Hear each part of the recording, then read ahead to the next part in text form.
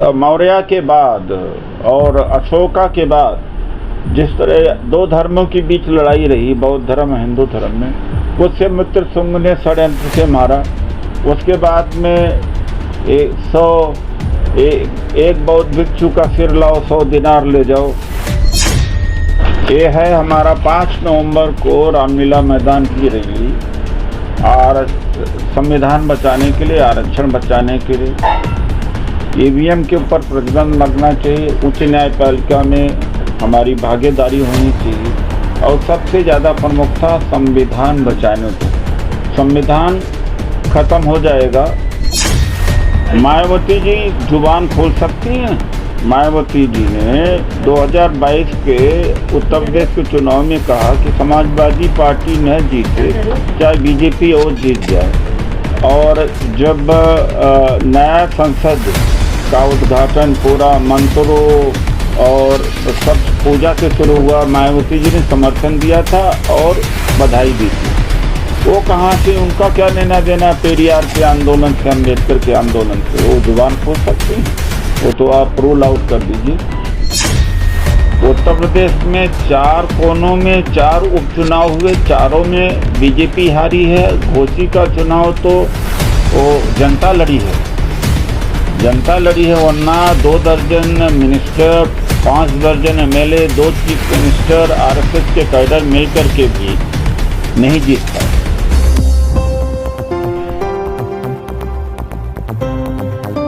और सर बहुत तो कहते हैं सनातन को मिटाने वाले ही मिट गए दुनिया से। देखिए, ऐसे कहने की बात है गाजेंद्र जी। एक मौर्य के बाद और अशोका के बाद जिस तरह 2 धर्मों के बीच लड़ाई रही, बौद्ध धर्म हिंदू धर्म में, पुष्यमित्र शुंग ने षड्यंत्र से मारा। उसके बाद में एक बौद्ध भिक्षु का सिर लाओ 100 दिनार ले जाओ, काफ़ी दिनों तक चला। मान लेता हूँ कभी तो ये सनातन धर्म वहाँ कंबोडिया तक था। अगर हिंदू धर्म का सबसे बड़ा मंदिर तो कंबोडिया में है, आज के दिन में भी सबसे बड़ा मंदिर है अंकुर वाट, और ये सिंध तक भी था, जहाँ आज इस्लाम है वहाँ बौद्ध धर्म और बौद्ध धर्म और हिंदू धर्म दोनों था। तो भाई यहीं से निकल करके तो आज 14-15% मुसलमान हो गए हैं, यहीं से निकल के 3% 4% ईसाई हो गए हैं, यहीं से निकल के 2% 3% सिख हो गए हैं, यहीं से निकल के करीब 1% 1.5% बौद्ध हो गए हैं। तो जब ख़त्म होने वाला नहीं तो डर किस बात का है? शब्दों से ही डर जाते हैं। तो मैं जो बाद में आए हैं मैं उनके लिए फिर से कह देना चाहता हूँ, ये है हमारा 5 नवंबर को रामलीला मैदान की रैली, और संविधान बचाने के लिए, आरक्षण बचाने के लिए ईवीएम के ऊपर प्रतिबंध लगना चाहिए। उच्च न्यायपालिका में हमारी भागीदारी होनी चाहिए, और सबसे ज़्यादा प्रमुखता संविधान बचाने को। संविधान खत्म हो जाएगा। जिस रफ्तार से ये लोग चलते जा रहे हैं, संविधान खत्म हो जाएगा। यही 2 महीना है पूरे देश के, मैं दलितों, पिछड़ों या जो भी मानवतावादी हैं, सेकुलर हैं, किसी भी बिरादरी के हैं, लिबरल हैं, उनसे अपील करता हूं कि 5 नवंबर को दिल्ली के रामलीला में मैदान में पहुंचे। आगे कोई मतलब, ख़ासतौर से मुस्लिम समाज, ईसाई समाज से भी मैं अपील करता हूं, सबसे उनको भी इस संविधान को जिंदा रहना मुसलमानों के लिए भी बहुत ज़रूरी है। तो ये है। और सनातन के ऊपर बहस के बारे में तो मैंने सभी को बोल दिया, क्योंकि उसके बाद तो आया नहीं है। द्रविड़ और पेरियर की विचारों को जो उदय जी ने रखी अपनी बात वहाँ पर साउथ में, वो तो ठीक अपनी जगह रखी, उन्होंने सीख है सनातन धर्म के हिसाब से जो भी कुछ कही, लेकिन उस बात का जो विचार है वो साउथ तक तो सीमित है, लेकिन नॉर्थ में उन्होंने किसी आवाज़ नहीं उठाने दी, इसलिए कि कहीं ना कहीं ये तो नहीं लग रहा कहीं दलितों के और कोई मसीहा खड़ा ना हो जाए। देखिए, ऐसा है मायावती है या और है, मायावती जी, आप समझते हैं मायावती को उसकी तवज्जो नहीं दी जा रही। मायावती जी जुबान खोल सकती हैं। मायावती जी ने 2022 के उत्तर प्रदेश के चुनाव में कहा कि समाजवादी पार्टी न जीते चाहे बीजेपी और जीत जाए, और जब नया संसद का उद्घाटन पूरा मंत्रों और सब पूजा से शुरू हुआ, मायावती जी ने समर्थन दिया था और बधाई दी थी। वो कहाँ से, उनका क्या लेना देना पेरियार के आंदोलन से, अम्बेडकर के आंदोलन से? वो जुबान खोल सकते हैं, वो तो आप रूल आउट कर दीजिए। लेकिन हाँ, अब किसका नेतृत्व की बात नहीं है, लेकिन हमारा एक कर्तव्य है कि उस सनातन का जो डिबेट है उसके माध्यम से हम जाने उनसे, उनकी चुनौती को स्वीकार करें। ये खड़गे जी को इन्होंने G20 के डिनर में आमंत्रित किया है, आप क्या कहेंगे? देखिए, ये कोई संयोग नहीं है, ये प्रयोग है कि बाबा साहब को अपमान करना, इंडिया को हटा करके खड़गे जी को न बुलाना, ये दलितों को अभी भी अछूत और दलित ही समझते हैं। लेकिन सर, चुनाव में तो जाते हैं खाना खाने के लिए दलितों के यहाँ पे ही। दलितों के यहाँ चुनाव वोट लेने के लिए जाते हैं। जब तक बेटी का संबंध नहीं होता तो कोई मतलब नहीं होता। स्वार्थ के लिए तो किसी स्तर पर गिर सकते हैं। सर, नीतीश कुमार गए थे डिनर में, उसको कैसे देख रहे हैं? देखिए, ऐसा है कि नीतीश कुमार न कांग्रेस है, न कांग्रेस नीतीश कुमार है। वो जो 26 दलों का जो गठबंधन है उनमें उनके अपने भिन्न विचार भी हैं, और ज़रूरत यह है कि कॉमन मैनेजमेंट प्रोग्राम के तहत चुनाव लड़ें संविधान बचाने के लिए। मैं नहीं देखता हूँ जीत कोई मतलब है कि कांग्रेस की सीटें कम हो जाएं या बढ़ जाएं उनकी सीटें। आज सबसे ज़्यादा चुनौती है वास्तव में संविधान बचाने की चुनौती है, देश में तानाशाही की चुनौती है, इसलिए सबको मिलकर करना चाहिए। पर सर, उदयनिधि के बयान से कांग्रेस ने अपने आप को अलग कर लिया। नहीं, अब कांग्रेसी मैं भी तो हूँ। हमने अगर सनातन और ये नहीं कि पूरा देश जानता, पूरी पार्टी को मालूम है स्टैंड, तो कांग्रेस ने तो मुझे नहीं रोका। अब वो कांग्रेस में जो दलित लोग हैं उनको आगे आना चाहिए। अब उनकी आवाज़ नहीं, वो आगे नहीं आते हैं, स्वार्थी है, अलग बात है।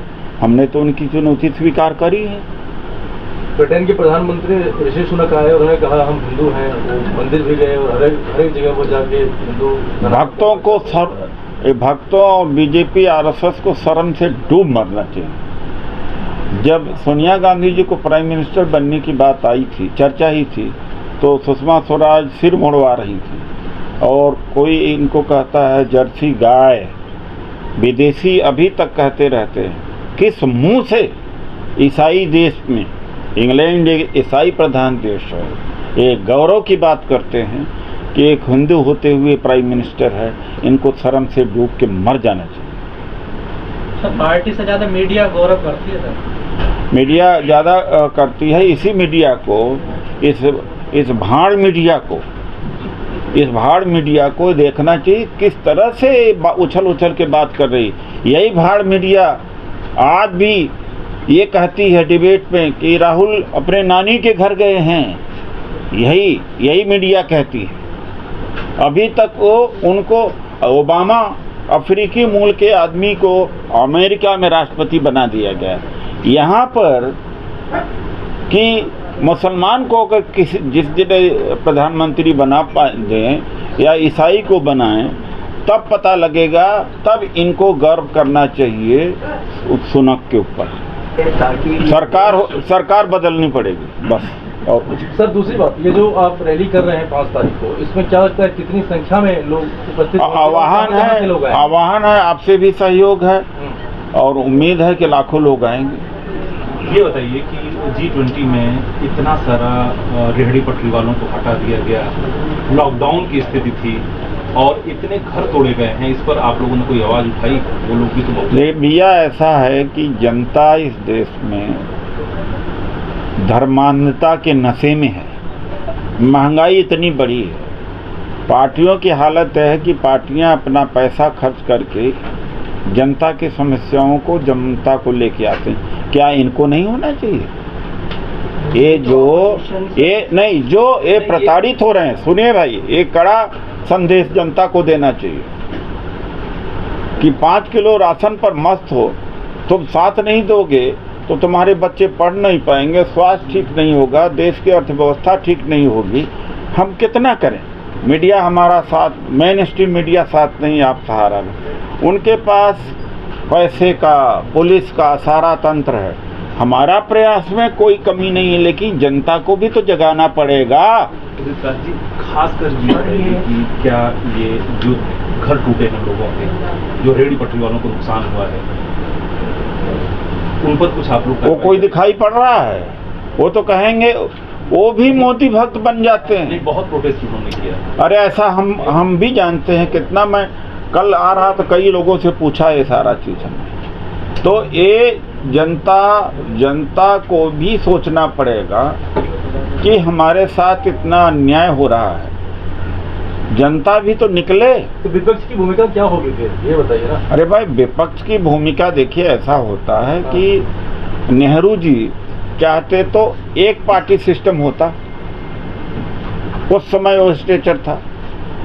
जो सत्ता पक्ष सारी एजेंसियों को दुरुपयोग करने लगे और सबको जेल में डालने लगे, और जनता इधर राम मंदिर में मस्त है, सनातन में मस्त है। लोगों को जनता कहा जा रहा है क्या जरूरत है इस जिंदगी को जीने के लिए, तुम्हारा धर्म ही भ्रष्ट हो रहा है। अरे तुम क्या कर रहे हो?